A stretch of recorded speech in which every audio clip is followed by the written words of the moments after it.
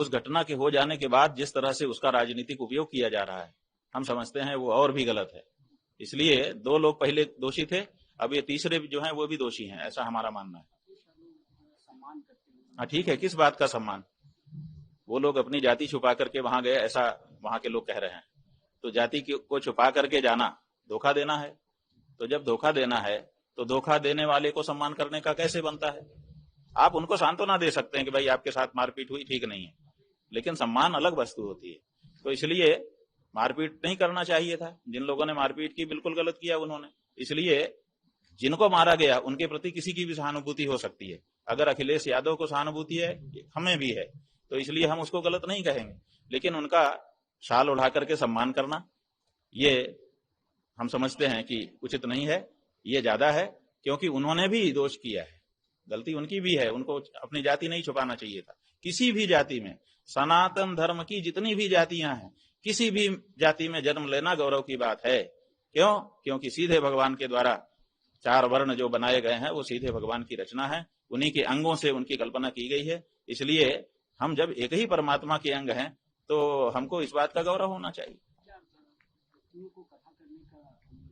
हाँ? नहीं, ऐसा है कि कथा तो भगवान की सबके लिए है, किसी के लिए नहीं, ऐसा नहीं। भगवान भी सबके लिए है। हर व्यक्ति अपने अपने घर में भगवान को बुलाता है, सबके घर में भगवान आते हैं। देखिए, जिसके घर में सोने का सिंहासन है ना, वो भी भगवान को बुलाता है, भगवान उसके घर में भी आते हैं। और जिसके घर में जगह ही नहीं है, दीवार में आला लगा करके उसी के आले में ला करके बैठा देता है, तो अनंत ब्रह्मांड नायक भगवान उसी आले में आके बैठ जाते हैं। इसलिए भगवान की तो कोई बात नहीं है।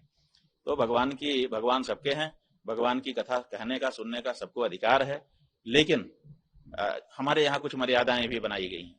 तो उन मर्यादाओं में यह है कि जब सार्वजनिक रूप से कोई कथा होती है तो उसमें ब्राह्मण वक्ता व्यासासन पर बैठता है, ताकि हर वर्ण के लोग उससे सुन सकें, कोई ऐतराज न करे। हाँ, यही बात है ना कि आप पहले बौद्ध कथा कह रहे थे, अब राम कथा, कृष्ण कथा कहने के लिए आ गए, और फिर आपने अपनी एक कल्पना करके जाति कर ली और उस जाति के अनुसार आपने कागज बनवा लिए और उसी के अनुसार अपना नाम लिखने लग गए। तो ये जो है, इससे पता चलता है कि वो जो व्यक्ति हैं वो जिस जाति के हैं उस जाति में अपने को गौरव महसूस नहीं कर रहे हैं, इसीलिए वो अपने आरोपित जाति, एक दूसरी जाति बना करके आए हुए हैं। तो उनको ऐसा नहीं करना चाहिए। जिस जाति में जन्म हो गया उस जाति में एक से एक महापुरुष हुए होंगे। अपनी जाति के महापुरुषों का आदर्श ध्यान में रखते हुए उनको अपनी जाति पर गौरव रखना चाहिए और उस जाति को किसी से भी कम नहीं समझना चाहिए।